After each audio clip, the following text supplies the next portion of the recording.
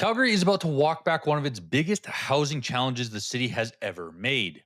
The city of Calgary is debating whether to repeal the blanket rezoning policy, and this will directly impact buyers, sellers, homeowners, and investors heading into 2026.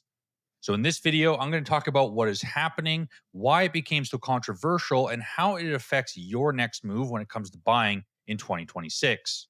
So, the city of Calgary has passed the proposal to repeal the blanket rezoning that was set last year in May. And now it's going to go to a vote on December 15th of 2025 to decide whether or not that's actually going to go through. They're going to debate it and eventually vote on it. And if you don't know what the blanket rezoning was, it was passed in May of 2024 after one of the longest public hearings in Calgary's history. It was a multi day event where people came out and spoke about their thoughts about whether they're for or against it. And it was a massive, massive conversation. Ultimately, it did pass, and what that allowed builders and developers to do was automatically changed many low density zones to allow duplexes, semi detached rows, even more semi multi unit options. But it really allowed developers to no longer need to individually rezone applications for many projects. The goal was to increase housing supply, speed up approvals, and add the missile emitting housing that a lot of places in Canada and even North America are struggling with.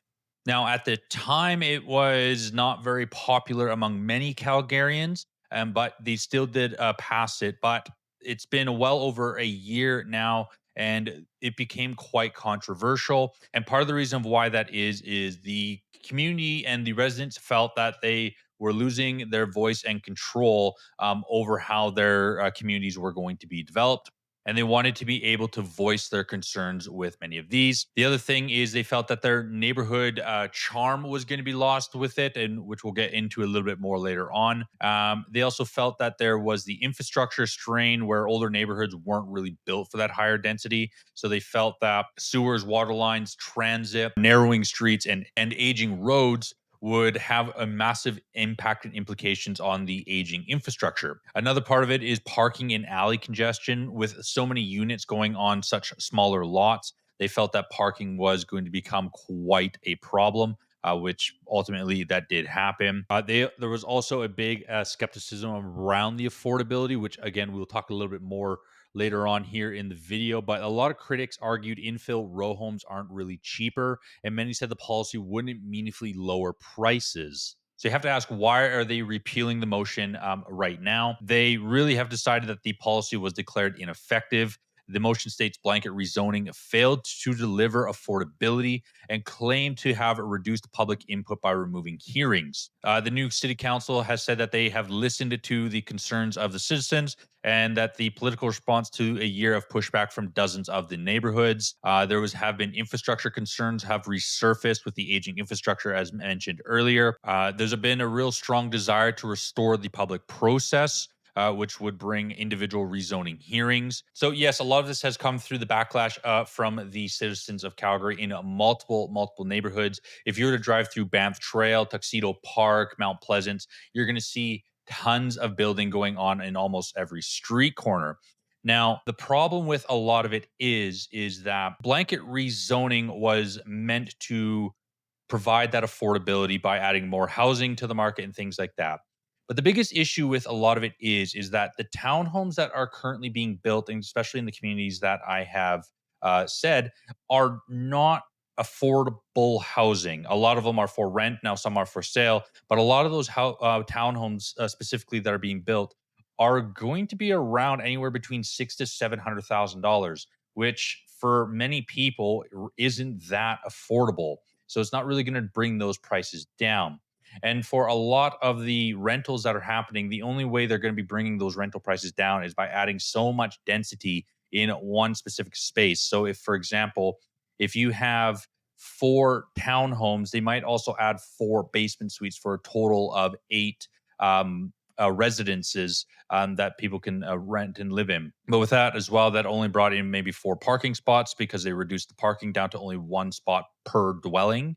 So usually that went to the upper townhome that was being used and not the basement tenants. There has been some case that the affordability is more so on the rental side. If I were to pull up the rental stats from rentfaster.com and I would have a look at it just from the historical number of listings, if I were to look at that from May 27th, 2024, now you got to remember the blanket rezoning was passed on May 2024 or May 24th, 2024. The number of listings at that time was 5,580. If I were to look at today, we are just shy of 10,000, to be exact, just shy of 10,000. So we have seen a massive increase in rentals have popped up.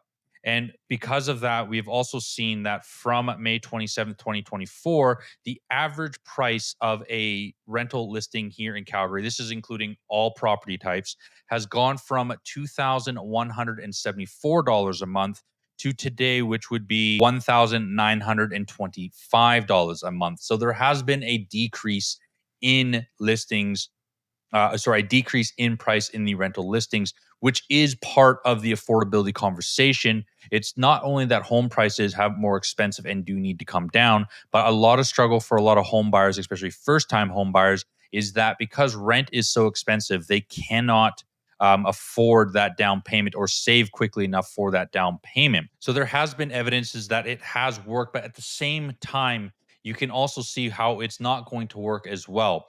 For example, I was in South Calgary showing a very old 1930s bungalow. And right across the street is a massive 4-story low rise apartment complex. Now, you look at that and go, yes, that adds more density. But the problem is for the local neighbors who are going to want to sell their homes, that's ultimately going to have a big impact on their sale price because no one is going to want to live beside that.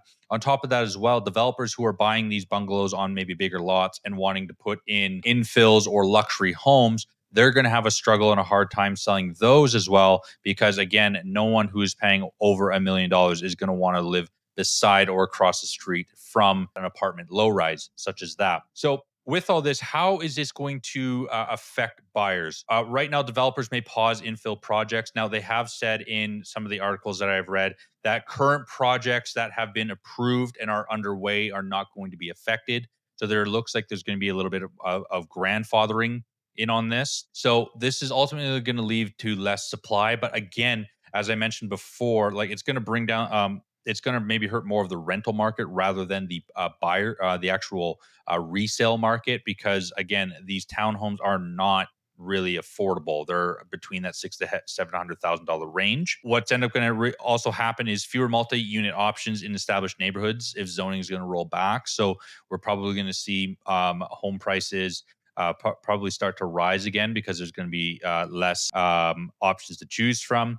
Buyers seeking townhomes and duplexes may find fewer options in the inner city, which probably is most likely going to be true. And people eyeing redevelopment opportunities may see reduced future flexibility. That is going to be a bit of a concern as well, because a lot of the time before this blanket rezoning, developers' only option was to find a lot big enough to build an infill, whether that was a duplex or two single family homes on the same lot. That was their only options that they could do.